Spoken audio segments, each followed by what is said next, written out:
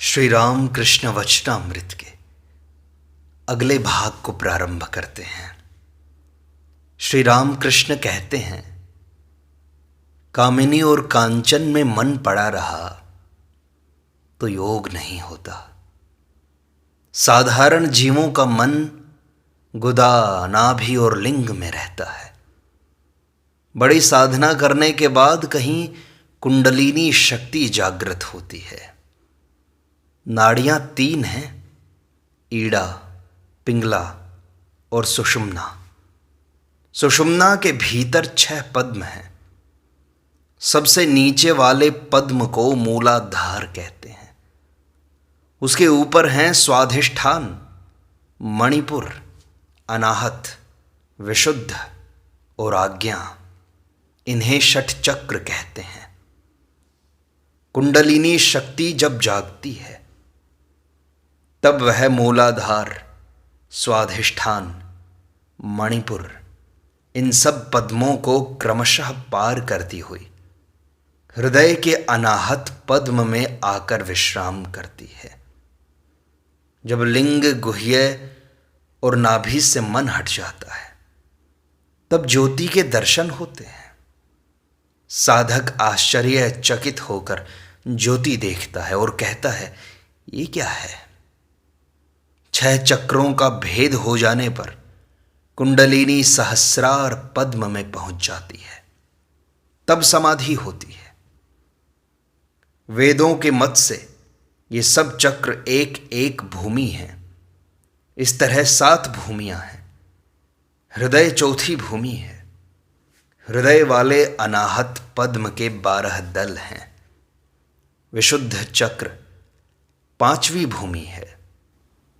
जब मन यहां आता है तब केवल ईश्वरीय प्रसंग कहने और सुनने के लिए प्राण व्याकुल होते हैं। इस चक्र का स्थान कंठ है। वह पद्म 16 दलों का है। जिसका मन इस चक्र पर आया है उसके सामने अगर विषय की बातें, कामिनी और कांचन की बातें होती हैं तो उसे बड़ा कष्ट होता है।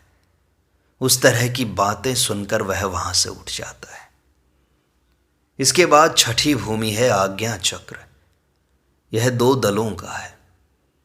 कुंडलिनी जब यहां पहुंचती है तब ईश्वरीय रूप के दर्शन होते हैं, परंतु फिर भी कुछ ओट रह जाती है। जैसे लालटेन के भीतर की बत्ती। जान तो पड़ता है कि हम बत्ती पकड़ सकते हैं, परंतु शीशे के भीतर है, एक पर्दा है बीच में, इसलिए छुई नहीं जाती। इससे आगे चलकर 7वीं भूमि है सहस्रार पद्म। कुंडलिनी के वहां जाने पर समाधि होती है। सहस्रार में सच्चिदानंद शिव हैं। वे शक्ति के साथ मिलित हो जाते हैं। शिव और शक्ति का मेल। सहस्रार में मन के आने पर निर्बीज समाधि होती है। तब बाह्य ज्ञान कुछ भी नहीं रह जाता। मुख में डालने से दूध गिर जाता है। इस अवस्था में रहने पर 21 दिन में मृत्यु हो जाती है। काले पानी में जाने पर जहाज फिर नहीं लौटता। ईश्वर कोटि और अवतारी पुरुष ही इस अवस्था से उतर सकते हैं। वे भक्ति और भक्त लेकर रहते हैं, इसीलिए उतर सकते हैं। ईश्वर उनके भीतर विद्या का मय, भक्त का मय केवल लोक शिक्षा के लिए रख देते हैं। उनकी अवस्था फिर ऐसी होती है कि 6ठी और 7वीं भूमि के भीतर ही वे चक्कर लगाया करते हैं। समाधि के बाद कोई कोई इच्छा पूर्वक विद्या का मैं रख छोड़ते हैं। उस मैं में कोई मजबूत पकड़ नहीं है। वह मैं की एक रेखा मात्र है। हनुमान ने साकार और निराकार के दर्शनों के बाद दास मैं रखा था। नारद, सनक, सनंदन, सनातन, सनत कुमार इत्यादि लोगों ने भी ब्रह्म साक्षात्कार के बाद दास में, भक्त में रख लिया था। ये सब जहाज की तरह हैं। स्वयं भी पार जाते हैं और साथ बहुत से आदमियों को भी पार ले जाते हैं। परमहंस निराकारवादी भी हैं और साकारवादी भी। निराकारवादी जैसे त्रैलंग स्वामी, इनके जैसे परमहंस केवल अपने ही हित के लिए चिंता करते हैं। यदि उन्हें स्वयं को इष्ट प्राप्ति हो जाती है तो वे उसी से संतुष्ट रहते हैं। ब्रह्म ज्ञान के बाद भी जो लोग साकारवादी होते हैं वे लोक शिक्षा के लिए भक्ति लेकर रहते हैं। वे उस घड़े के सदृश हैं जो मुंह तक लबालब भरा है। उनमें से थोड़ा पानी किसी दूसरे बर्तन में भी डाला जा सकता है। इन लोगों ने जिन साधनाओं के द्वारा ईश्वर को प्राप्त किया है उनकी बातें लोक शिक्षा के लिए कही जाती हैं। इस तरह लोगों का कल्याण होता है। पानी पीने के लिए बड़ी मेहनत करके कुआं खोदा गया, फावड़ा और कुदाल लेकर। कुआं खुद जाने पर कोई कुदाल आदि उसी में छोड़ देते हैं, क्योंकि फिर खोदने की कोई आवश्यकता नहीं रही। परंतु कोई कोई कंधे में डाले फिरते हैं दूसरे के उपकार के लिए। कोई आम छिपा कर खाता है, फिर मुख पहुंचकर लोगों से मिलता है, और कोई कोई दूसरे को देकर खाते हैं, लोक शिक्षा के लिए भी और लोगों को स्वाद चखाने के लिए भी। मैं चीनी खाना अधिक पसंद करता हूं, चीनी बन जाना नहीं। गोपियों को भी ब्रह्म ज्ञान हुआ था, परंतु वे ब्रह्म ज्ञान चाहती नहीं थी। वे ईश्वर का संभोग करना चाहती थी, कोई वात्सल्य से, कोई सख्य से, कोई मधुर भाव से और कोई दासी भाव से। भय दिखाकर या भय खाकर ईश्वर की भक्ति करना प्रवर्तकों का भाव है। उन्हें पा जाने के गीत गाओ, आनंद के गाने गाओ। नवीन नियोगी के यहाँ उस दिन कैसा गाना हो रहा था कि नाम की मदिरा पीकर मस्त हो जाओ। केवल अशांति की बात भी नहीं सुहाती। ईश्वर को लेकर आनंद करना, उन्हें लेकर मस्त रहना। भक्त कहते हैं क्या आपका एक आध गाना न होगा? श्री रामकृष्ण कहते हैं मैं क्या गाऊंगा? अच्छा, जब भाव आ जाएगा तब मैं गाऊंगा। कुछ देर बाद श्री रामकृष्ण गाने लगे। गाते हुए ऊर्ध्व दृष्टि हो गई। कई गाने गाए, एक का भाव यह है कि श्यामा माँ ने कैसी कल बनाई है। वह 3.5 हाथ की कल के भीतर कितने ही रंग दिखा रही है। वह स्वयं कल के भीतर रहती है और डोर पकड़कर अपनी इच्छा के अनुसार उसे घुमाती रहती है। परंतु कल कहती है मैं तो खुद घूम रही हूँ। वह नहीं जानती कि घुमाने वाली कोई दूसरी ही है। जिसने कल का हाल मालूम कर लिया है उसे फिर कल नहीं बनना पड़ता। किसी किसी कल की भक्ति की डोर से तो श्यामा माँ स्वयं आकर बंध जाती है। फिर रामकृष्ण कहते हैं माँ, जिसके जो संस्कार हैं वो तो होकर रहेगा। मैं और इसमें क्या कहूँ? विवेक वैराग्य के हुए बिना कुछ होता तो है नहीं। वैराग्य कितने ही तरह के हैं। एक ऐसा है जिसे मरकट वैराग्य कहते हैं। वह वैराग्य संसार की ज्वाला से जलकर होता है, अधिक दिन नहीं टिकता वो। और सच्चा वैराग्य भी है। एक व्यक्ति के पास सब कुछ है, किसी वस्तु का अभाव नहीं, फिर भी उसे सब कुछ मिथ्या जान पड़ता है। वैराग्य एकाएक नहीं होता, समय के आने बिना नहीं होता। परंतु एक बात है, वैराग्य के संबंध में सुन लेनी चाहिए। जब समय आएगा तब इसकी याद होगी कि हाँ, कभी सुना था। एक बात और है, इन सब बातों को सुनते सुनते विषय की इच्छा थोड़ी थोड़ी करके घटती जाती है। शराब के नशे को घटाने के लिए थोड़ा थोड़ा चावल का पानी पिया जाता है। इस तरह धीरे धीरे नशा घटता रहता है। ज्ञान लाभ करने के अधिकारी बहुत ही कम हैं। गीता में कहा है, हजारों आदमियों में कहीं एक उनके जानने की इच्छा करता है, और ऐसी इच्छा करने वाले हजारों में से कहीं एक ही उन्हें जान पाते हैं। भक्त कहता है, मनुष्याणाम सहस्रेषु कश्चिद् यतति सिद्धये।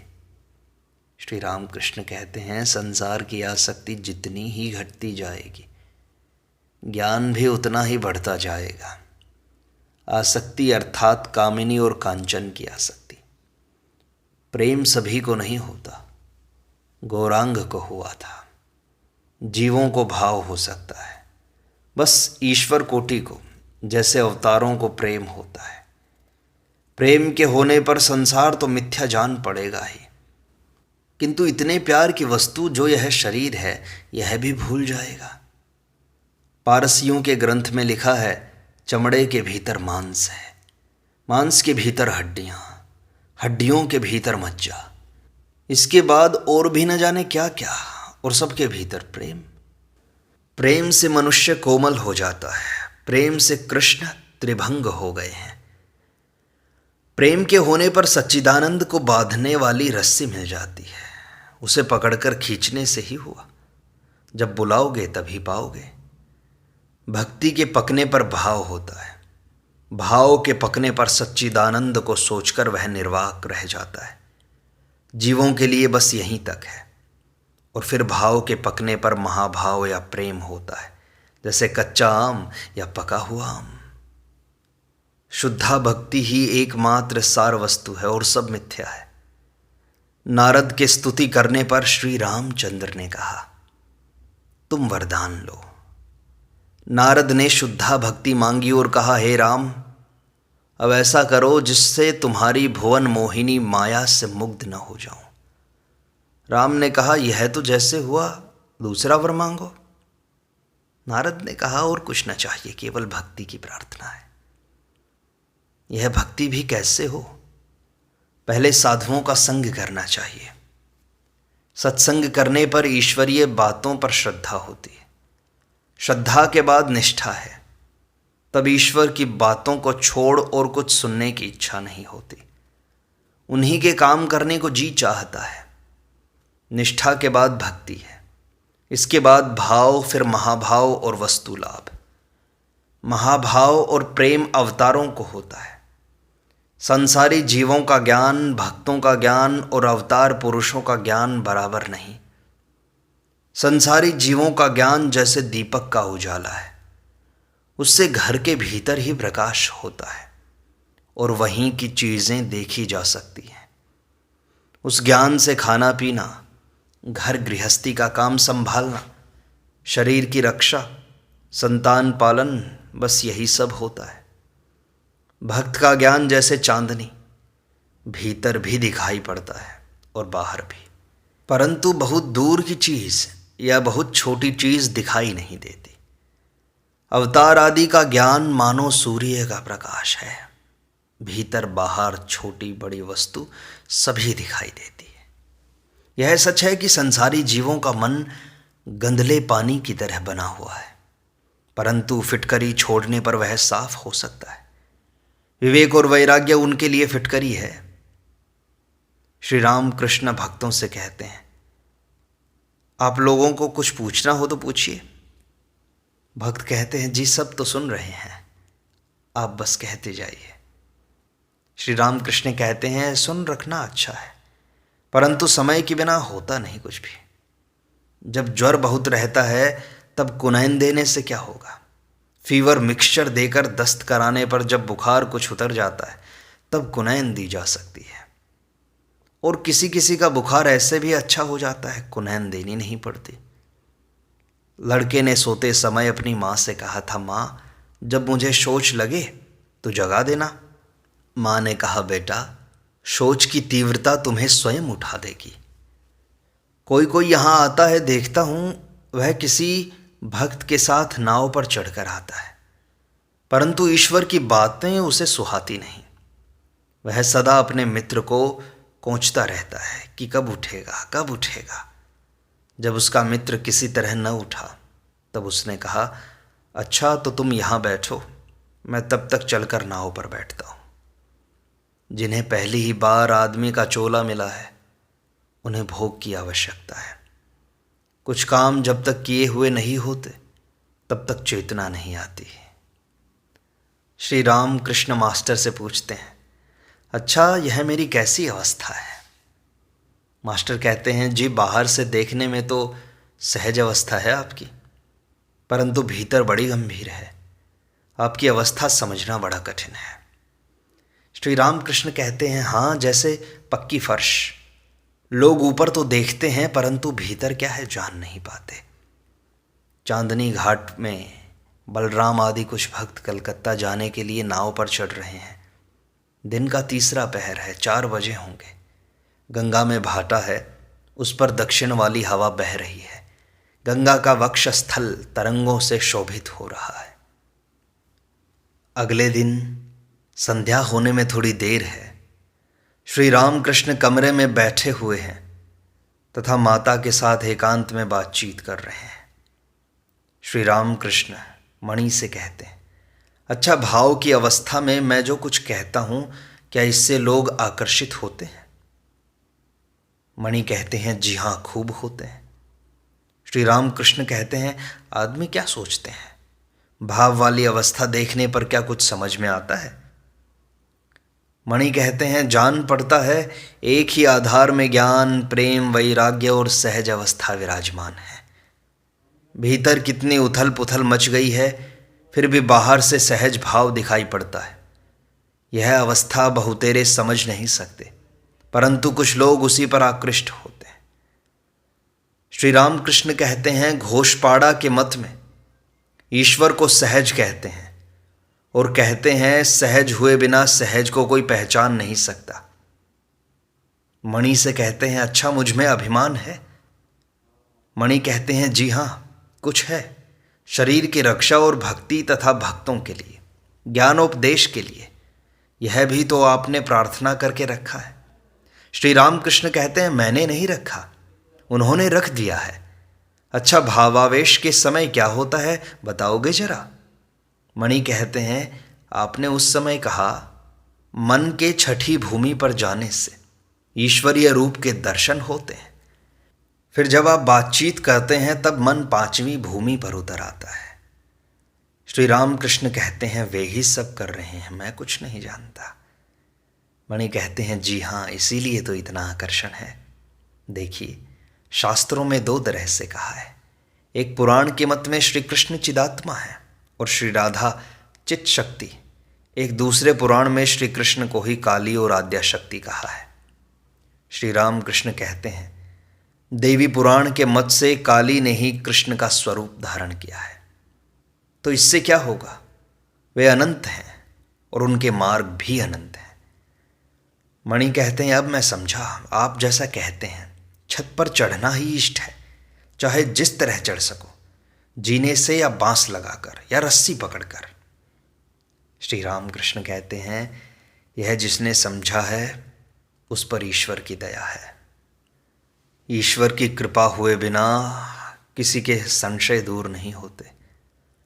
बात यह है कि किसी तरह उन पर भक्ति होनी चाहिए, प्यार होना चाहिए। अनेक खबरों से काम क्या है? एक रास्ते से चलते चलते अगर उन पर प्यार हो जाए तो काम बन गया। प्यार के होने से ही उन्हें आदमी पाता है। इसके बाद अगर ज़रूरत होगी तो वे समझा देंगे, सब रास्तों की खबर बतला देंगे। ईश्वर पर प्यार होने से ही काम होगा। तरह तरह के विचारों की आवश्यकता नहीं है। आम खाने के लिए आए हो, आम खाओ। कितनी डालियां हैं, कितने पत्ते हैं, इन सब के हिसाब से मतलब क्या है? हनुमान का भाव चाहिए कि मैं वार, तिथि, नक्षत्र ये सब कुछ नहीं जानता, मैं तो बस श्री रामचंद्र जी का स्मरण किया करता हूँ। मणि कहते हैं, इस समय ऐसी इच्छा होती है कि कर्म बिल्कुल घट जाएं और ईश्वर की तरफ मन लगाऊं। श्री रामकृष्ण कहते हैं, आहा, यह होगा क्यों नहीं होगा, परंतु ज्ञानी निर्लिप्त होकर संसार में रह सकता है। मणि कहते हैं, जी हाँ, परंतु निर्लिप्त होकर रहने के लिए विशेष शक्ति चाहिए। श्री रामकृष्ण कहते हैं, हाँ, यह ठीक है, परंतु तुमने संसार चाहा होगा। श्री कृष्ण राधिका के हृदय में ही थे, परंतु राधा की इच्छा उनके साथ मनुष्य रूप में लीला करने की हुई, इसीलिए वृंदावन में इतनी लीलाएं हुई। अब प्रार्थना करो जिससे तुम्हारे सांसारिक कर्म सब घट जाएं और मन से त्याग होने से तुम्हें अंतिम ध्येय की प्राप्ति हो जाए। मणि कहते हैं, यह तो उनके लिए है जो बाहर का त्याग नहीं कर सकते, ऊंचे दर्जे वालों के लिए तो एक साथ ही सब त्याग होना चाहिए, बाहर का भी और भीतर का भी। श्री रामकृष्ण कहते हैं, तुमने वैराग्य की बातें उस समय कैसे सुनी? मणि ने कहा, जी हाँ, खूब सुनी मैंने तो। श्री रामकृष्ण कहते हैं, वैराग्य का अर्थ है जरा कहो तो सुनूं मैं। मणि कहते हैं, वैराग्य का अर्थ सिर्फ संसार से विराग नहीं, ईश्वर पर अनुराग और संसार से विराग है। श्री रामकृष्ण कहते हैं, हाँ ठीक कहा, संसार में धन की जरूरत है अवश्य, परंतु उसके लिए अधिक चिंता न करना, यदृच्छा लाभ, यही अच्छा है। संचय के लिए इतना न सोचा करो। जो लोग उन्हें मन से और प्राण से सब कुछ समर्पित कर देते हैं, जो उनके भक्त हैं, शरणागत हैं, वे लोग यह सब इतना नहीं सोचते। जहाँ आय है वहाँ व्यय भी है। एक ओर से रुपया आता है, दूसरी ओर से खर्च हो जाता है। इसका नाम है यदृच्छा लाभ। इसलिए वैराग्य ऐसा कि संसार से कुछ अपेक्षा नहीं और ईश्वर पर दिन प्रतिदिन राग बढ़ता जाए, उनकी भक्ति बढ़ती जाए। उनसे हम बार बार प्रार्थना करते रहें कि हे प्रभु, आपकी शरण, आपकी शरण। इस प्रकार श्री रामकृष्ण वचनामृत का यह भाग यहीं संपूर्णता को प्राप्त होता है। शेष अगले अंक में।